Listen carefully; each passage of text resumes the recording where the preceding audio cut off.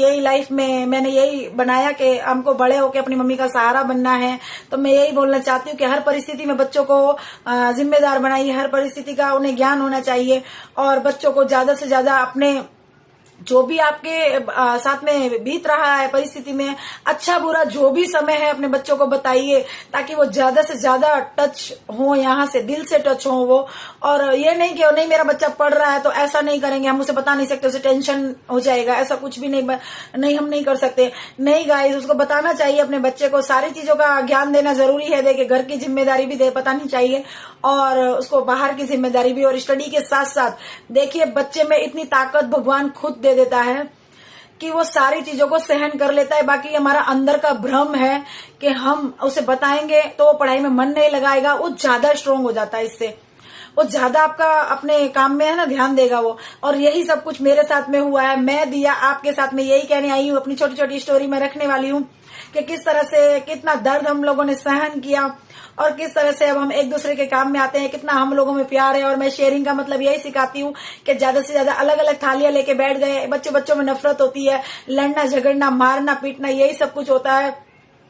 देखिए पैसा तो कमाना है पर बच्चों को ज्ञान भी इतना अच्छा दीजिए। बच्चों के अगर माँ बाप सबसे पहले गुरु वही हैं, वही अपने बच्चों को देख रहे हैं और बच्चा भी उन्हें ही देखता है, तो हमें यही सब कुछ सिखाना है। ये सब कुछ मेरी माँ के संस्कार है, मेरी माँ से ही मैंने सब कुछ सीखा है, मतलब मेरी मम्मी से ही मैंने सब कुछ सीखा हुआ है। और ये मैं यही बताना चाहती हूँ कि हम लोग किस तरह से, हम 3 बहन भाई हैं और हम तीनों एक दूसरे को शेयरिंग करते हैं। कुछ भी बात, हमारे सुख दुख जो भी हमारे साथ में होता है हम लोग शेयरिंग करते हैं।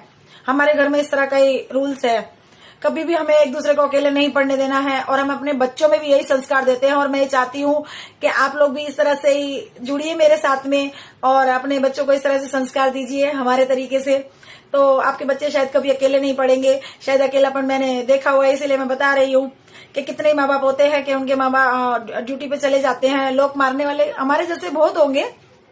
तो मैं यही कहना चाहती हूँ कि एकजुट रहना चाहिए बच्चों को। इस तरह से सिखाइए आप लोग कि बच्चे एक साथ में रहें, टच में रहें। एक को चोट लगी तो दूसरे को दर्द होना चाहिए, ये नहीं कि वो गिर गया है तो उसको दूसरे को कुछ नहीं है, वो मोबाइल में घुसा पड़ा है उसको कुछ नहीं है, ऐसा नहीं। उसको बताइए आपका भाई है, उसको चोट लगी है, जाके उसे पूछिए, उसके आंसू पोंछिए। तो केयरिंग करना उसे पहले आना चाहिए, फिक्र करनी उसे आनी चाहिए बच्चे को। तो यही सब कुछ हमें समझाना है। तो मैं तो यही लेके आती रहूंगी अपनी वीडियो में नए नए मैसेज आपके लिए कि बच्चों की परवरिश किस तरह से करनी है, हमें पढ़ाई के साथ साथ में सब कुछ करना है। बच्चों पे दिमाग पे ज्यादा जोर दीजिए, पढ़ाई को लेके ही नहीं बाकी सारी जिम्मेदारियों को लेके दीजिए। देखिए आपका बच्चा किस तरह से सुधर जाता है, और सुधरने वाला बिगड़ा भी होगा तो जिम्मेदारी को समझना शुरू कर देगा। देखिए 20 साल बीतने के बाद फिर वो पढ़ाई में लाता है, 20 साल बीतने के बाद वो घर की स्थिति को समझता है, उसको समझ नहीं आता कि क्या हो क्या रहा है। 20 साल तक तो सब ठीक था, फिर वो इतनी जल्दी मैच्योर नहीं हो पाता।